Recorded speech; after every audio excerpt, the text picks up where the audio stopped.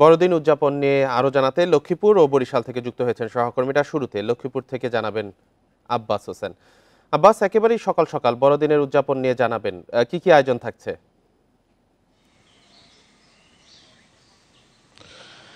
আসলে আমি যেখানে রয়েছি এটি লক্ষ্মীপুর শহরের যে জোসেফ যে চার্চ যে গির্জায় সেখানে আমি রয়েছি। তা আমরা কিছুক্ষণ আগে এখানে যিনি ফাদার রয়েছেন লিওনার্ড, তার সাথে আমার কথা হয়েছে। তিনি যেটি জানিয়েছেন গতকাল রাত 10:30টায় কিন্তু তারা যিশু খ্রিস্টের যে জন্ম যে উদযাপন উপলক্ষে তারা কেক কেটেছেন এবং তারা প্রার্থনা করেছেন।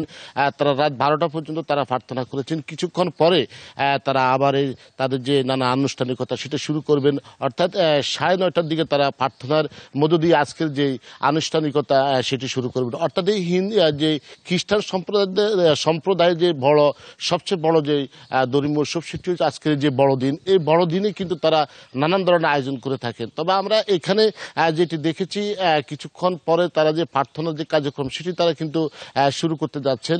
এমনটি এখানে যারা যে খ্রিস্টান সম্প্রদায় রয়েছেন তাদের সাথে আমরা কথা বলে এমনটি জানতে পেরেছি। এর বাইরেও কিন্তু আমরা দেখেছি গতকাল রাতে কিন্তু পুলিশ সুপার আক্তার হোসেন এবং সদর থানার ওসি আব্দুল মোন্নাফ তারা কিন্তু ঘটনাস্থলে এসেছেন এবং ব্যাপক নিরাপত্তার ব্যবস্থা করেছেন, যেন এই খ্রিস্টান সম্প্রদায়ের এই যে বড় যে উৎসব, এই বড়দিন তারা যেন সুন্দরভাবে শান্তিপূর্ণভাবে তারা পালন করতে পারে সে ধরনের ব্যবস্থা নেওয়ার কথা বলছেন পুলিশ প্রশাসনের পক্ষ থেকে।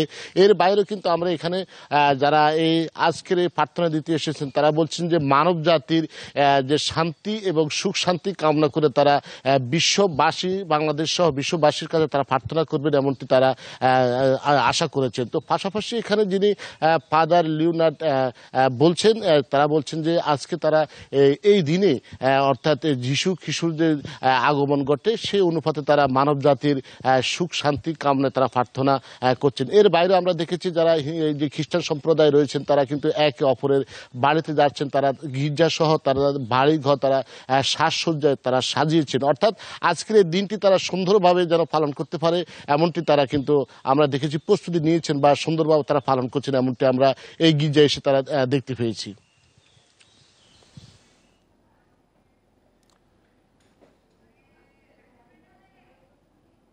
ধন্যবাদ আব্বাস, আপনি সাথেই থাকবেন। এবার বরিশাল থেকে জানাবেন সহকর্মী আলামিন। আলামিন, বরিশালে বড়দিন উদযাপন কিভাবে পালিত হচ্ছে, কি কি আয়োজন থাকছে? জি, বরিশালের বড়দিনের আয়োজনের যে বিষয়টি হচ্ছে যে গতকাল রাত 9টায় কিন্তু এখানে প্রার্থনা হয়েছে। আমি এই মুহূর্তে রয়েছি বরিশাল নগরীর সদর রোডের ক্যাথলিক চার্চে, যেখানে আসলে গতকাল রাত 9টায় কিন্তু প্রার্থনা করেছেন ভক্তরা এবং এখানকার যারা আয়োজক রয়েছে তারা কিন্তু সব ধরনের প্রস্তুতি কিন্তু আগেই সম্পন্ন করেছিলেন। এবং আমরা কিন্তু দেখেছি যে কালকে রাত 8টার দিকে কিন্তু আসলে যারা ভক্ত রয়েছেন তাদেরকে প্রবেশ করতে দেওয়া হয়েছিল। নিরাপত্তার একটি বিষয়কে কেন্দ্র করে কিন্তু আসলে সন্ধ্যার পর থেকে কিন্তু অনেককেই প্রবেশ করতে দেওয়া হয়নি। এর মধ্যে কিন্তু আমরা দেখেছি ব্যাপক নিরাপত্তার ব্যবস্থা করা হয়েছে এই চার্চে। এর পাশাপাশি কিন্তু অন্যান্য যে গির্জাগুলো রয়েছে সেখানেও কিন্তু ব্যাপক নিরাপত্তার ব্যবস্থা রাখা হয়েছিল। এবং রাত 9টার দিকে যখন প্রার্থনা শুরু হয় তখন কিন্তু তার আধা ঘন্টা আগে থেকে কিন্তু আমরা দেখেছি যে এই চার্চের যে কানায় কানায় পূর্ণ হয়ে গিয়েছিল এবং যারা ভক্ত রয়েছে তারা এখানে এসেছেন। তারা তাদের যে যারা রয়েছেন সে ঘুরে দেখেছেন এবং বিভিন্ন সাজসজ্জা করা হয়েছে সেগুলো কিন্তু উপভোগ করেছেন।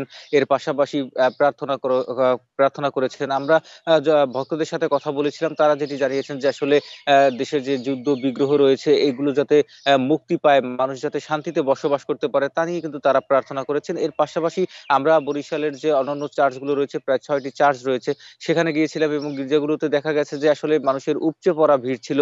তারা একটি নির্দিষ্ট সময় কিন্তু আসলে সেখানে উপস্থিত হন এবং প্রার্থনায় অংশ নেন। এর পাশাপাশি বরিশালের যে 14টি কলোনি রয়েছে, খ্রিস্টান কলোনি রয়েছে, সেখানে কিন্তু বাসাবাড়িতে বেশ আয়োজন ছিল এবং বাসাবাড়ির সামনে কিন্তু আসলে তাদের যে সৌন্দর্য বর্ধন করা এবং আলোকসজ্জা করা, সেই আলোকসজ্জা কিন্তু বেশ আমরা দেখেছি। এবং যখন আমরা ভক্তদের সাথে কথা বলেছিলাম তারা কিন্তু একে অপরের এই প্রার্থনার পরেই কিন্তু তারা একে অপরের বাড়িতে গিয়েছেন এবং কুশল বিনিময় করেছেন। আজকে যেহেতু বড়দিনের অনুষ্ঠান রয়েছে, সকাল 9টায় কিন্তু প্রার্থনা দিয়ে শুরু হবে আনুষ্ঠানিকতা। এরপরে কিন্তু আসলে বিভিন্ন বিনোদন কেন্দ্র রয়েছে, সেখানে কিন্তু আসলে তারা ছুটে যাবেন। সবকিছু মিলিয়ে কিন্তু আসলে বরিশালে উৎসব মুখর পরিবেশে বড়দিন উদযাপন করছে খ্রিস্টান সম্প্রদায়।